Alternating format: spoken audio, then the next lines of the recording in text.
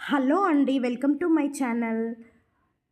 ప్రకృతి వైపరీత్యాలు సంభవించినప్పుడు ఇలాంటి వీడియోలు చూసినప్పుడు మనందరిలో మార్పు రావాలి. అదేంటంటే ధనం చూసి మిడిసిపడకూడదు, అందం చూసి అహంకారం పెంచుకోకూడదు. ధనం, అందం ఏది శాశ్వతం కాదు.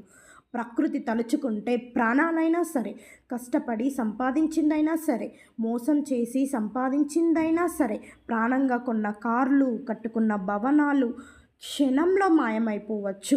మన జీవితం, మన ప్రాణం ఎప్పుడు ముగుస్తుందో మనం ఊహించలేము.